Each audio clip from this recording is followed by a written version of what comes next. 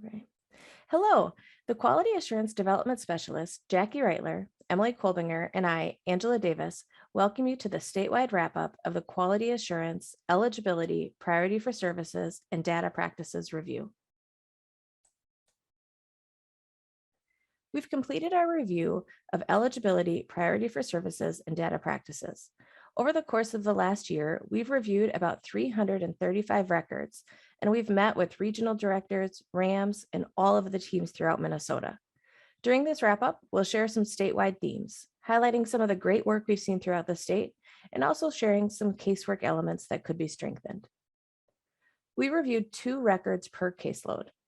The records we reviewed had applications that were dated from January 1st, 2021 through May 27th, 2021, meaning that the work reviewed was relatively recent. While we know that this is only a fraction of the work that is being done throughout the state, we, along with the data team, feel confident that this is a statistically significant sampling and that it is representative of the work that is being done throughout VRS. As I mentioned, we've met with each team throughout the state to share team-level review results. We value the opportunity to share review results, provide training, make connections, and to hear your questions. While most of these meetings have been virtual, we've been able to meet with a couple of our teams in person for the first time. We're looking forward to more in-person meetings in the future. In addition to the team-level training provided, all of the staff who have had work reviewed have been provided an individual report, which is also available to their RAMs and the leadership team. Now, Emily will remind you where those reports are. Hi, everybody. We just wanted to provide that brief reminder of resources on the QA page, as well as where you can go to view the statewide results of this review. So hopefully you've all been to this page before, our QA page. If you haven't, there's this button that's at the top of the regular VRS SharePoint page. So you can click that and it'll bring you to this page. And then all of the buttons that are here are the same as this list on the side. So you can click wherever is most comfortable for you. My reports here is where all the individual reports live, both for whatever the current review cycle is and all past reviews are archived there. Resources has so much wonderful information. It has links to policy and guidance, some past trainings, other FIQ information, again, for both the future reviews or the current review cycle and all past review cycles. And then the statewide results button is the last one we want to highlight today. That is where you can go to get a further look at information and results from the review cycle at the team level, the region level, cohort. You can kind of do a mix and match sort in whatever way works for you. So check it out. We saw so many great things happening in the files reviewed. We saw strong engagement with the applicants, moving them forward through eligibility and priority for services without delays.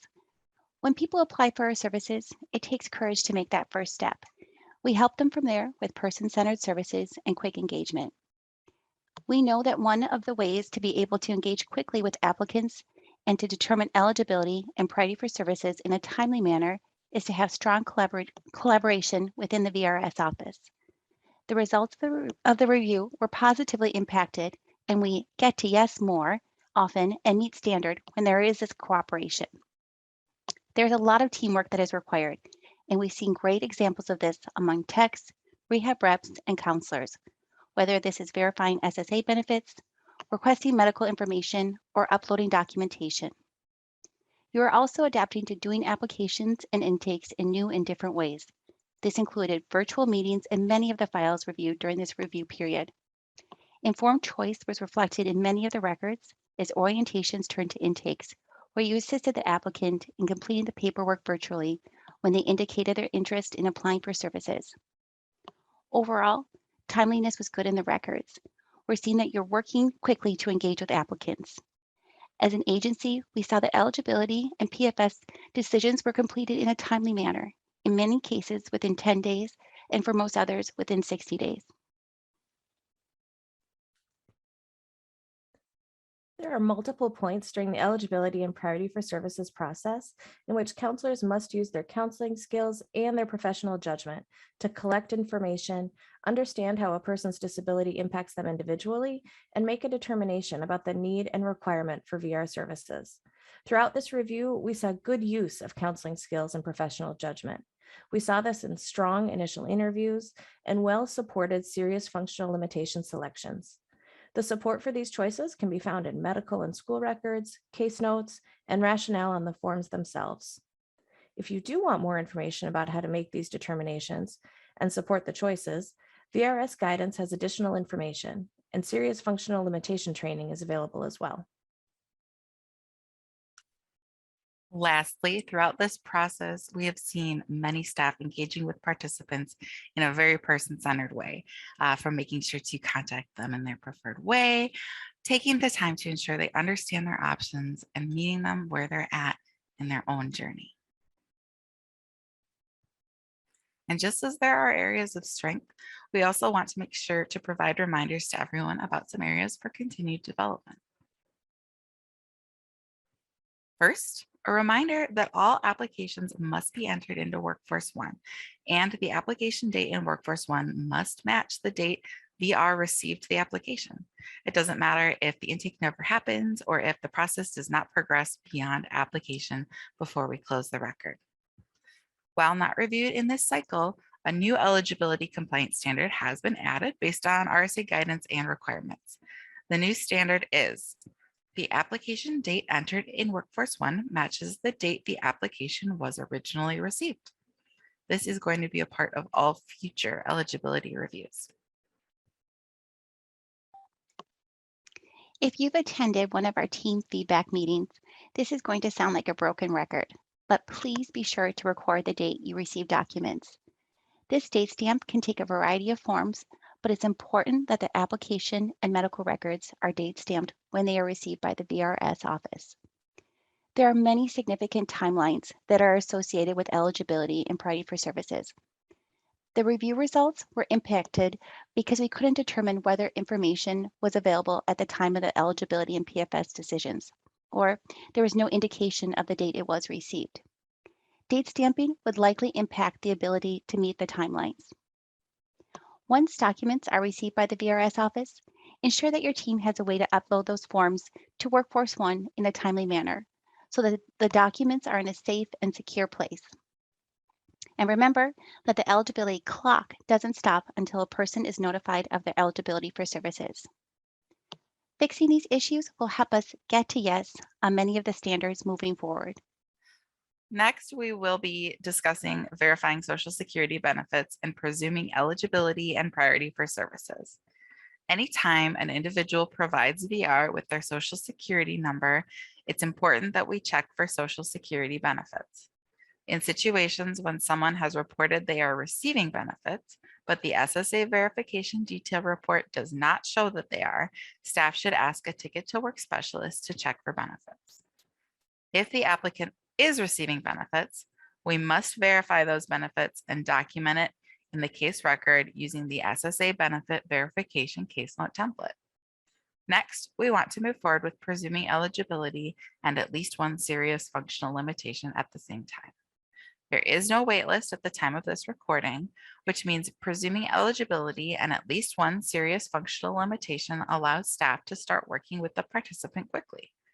This presumption process must be complete within 10 business days of the benefit verification occurring.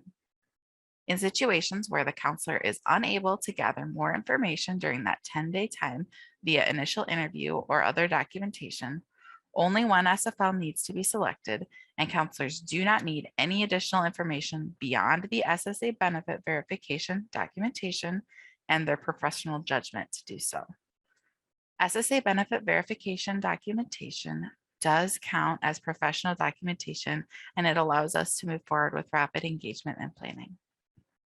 Remember, though, that as additional documentation and information does come in, staff should go back and update the eligibility and priority for services form accordingly. We'd like to take some time to discuss initial interviews. We know that staff are always balancing timelines we're mandated to meet with the quality services we provide.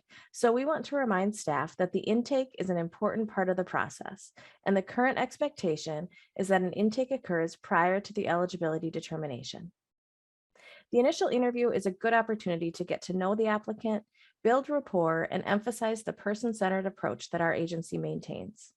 A strong initial interview supports the case record, eligibility, priority for services, and future work as well, such as the assessment and planning. In order to meet standard, the case record would reflect that a good faith effort was made to give the individual the opportunity to meet with vocational rehabilitation services staff within 10 days of receiving the application. It's helpful when staff note their attempts of scheduling an intake with an applicant to highlight that we're quickly engaging with applicants and not keeping them waiting for any reason. Additionally, when reopening a record from a previous sequence, it's important to have a conversation with the person about what is new or different, and to be sure that important information is brought forward to a new initial interview. Remember that each sequence must stand alone. The initial interview is a time of information gathering, which could include providing informed choice about who might be involved in their work with VRS. This is also a time to highlight the importance of using the most correct forms. We want to remind staff that we should always be using the most current forms, which are available on SharePoint. As an agency, when we make changes to any forms, these updates are important. So please use the most current applications and release forms. The privacy notice is now embedded in the application, but we did see a few old forms floating around during our review. Please ensure that every participant is provided the most current privacy notice at the time of their application. Taking your forms directly from SharePoint ensures that you're using the most up-to-date form available.